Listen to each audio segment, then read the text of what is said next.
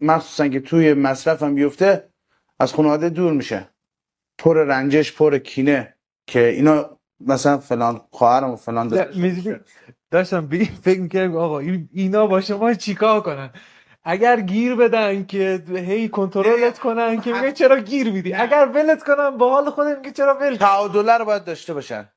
یعنی بچه‌ای که یه ذره سرکشتره، محبت بیشتری نیاز داره، همزمان نباید بهش گیر بدی، باید تعادل داشته باشی.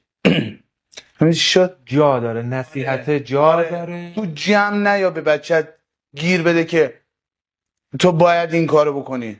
اگه قرار اتفاقی هم بیفته به حرف تو گوش بکنه، توی خفا، توی خانواده، بین خودتون، جلوی دایی کوچیکش نکن، جلوی عمو کوچیکش نکن، بچه همسایه رو نزن تو سرش، بچه عمو رو نزن تو سرش که فلانی از تو سره. به هر قیمتی شده میخواد خودشو با آب و آتیش بزنه که خورم تحریکت کنه که بری حالا مثلا بهتر بشی.